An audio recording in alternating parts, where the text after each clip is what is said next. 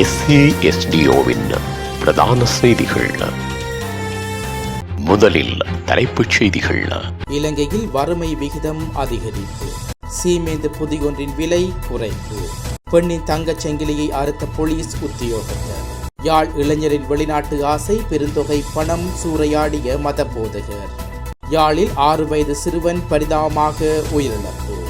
மோடி மீண்டும் பிரதமரானால் மொட்டை அடிப்பேன், சோம்நாத் பாரதி தெரிவிப்பு. தொடர்வன விரிவான செய்திகள். தாயகச் செய்திகள்.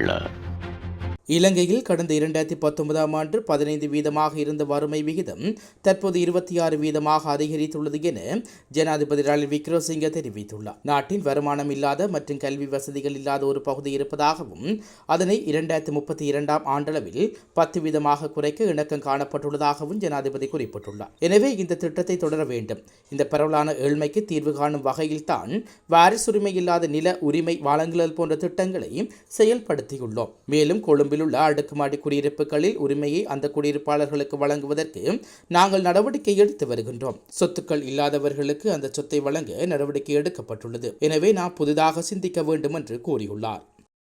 சீமேந்து மூடையொன்றின் விலை குறைக்கப்பட்டுள்ளது. இதன்படி 50 கிலோகிராம் எடை கொண்ட சீமேந்து மூடையொன்றின் விலை 150 ரூபாயினால் குறைக்கப்பட்டுள்ளதாக சீமேந்து நிறுவனங்கள் அறிவித்துள்ளன. இதன்படி 50 கிலோகிராம் நிறையுடைய சீமேந்து பொதியொன்றின் புதிய விலை 2250 ரூபாய் ஆகும். இம்மாதம் 1ஆம் தேதி முதல் நடைமுறைக்கு வரும் வகையில் இந்த விலை குறைப்பு அறிவிக்கப்பட்டுள்ளமை குறிப்பிடத்தக்கது.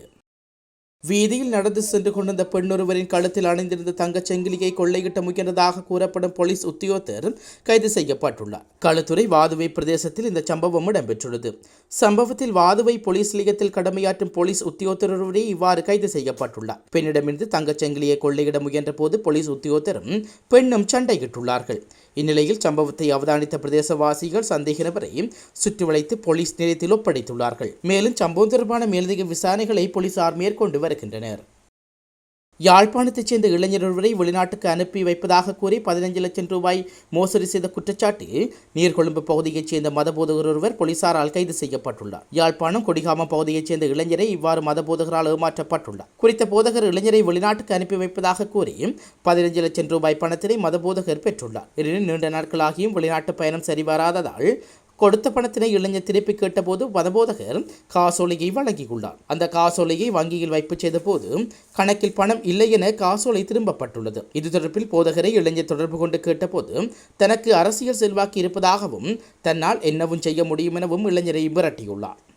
யாழில் வீட்டு கிணற்றுக்குள் தண்ணீர் அள்ள முயன்ற 6 வயது சிறுவன் கிணற்றினுள் தவறி விழுந்து பரிதாபமாக உயிரிழந்துள்ளார். இந்த சம்பவம் யாழ்ப்பாணம் சாவகச்சேரி பகுதியில் இடம்பெற்றுள்ளது. சிறுவனின் பெற்றோர்கள் பணி நிமித்தம் வெளியே சென்ற வேளை சிறுவன் கிணற்று தண்ணீர் அள்ள முயன்றுள்ளார். அப்போது கிணற்றில் கப்பி பொருத்தப்பட்டிருந்த கயிறு அறுந்ததால் சிறுவன் கிணற்றினுள் தவறி விழுந்து நீரில் மூழ்கி உயிரிழந்துள்ளார். உலகச் செய்திகள்.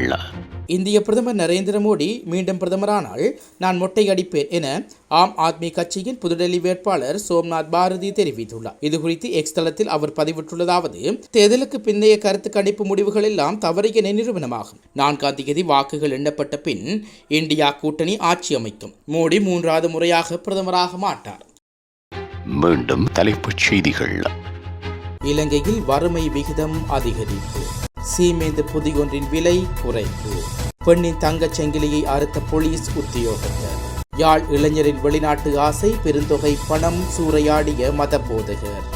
யாழில் 6 வயது சிறுவன் பரிதாபமாக உயிரிழப்பு.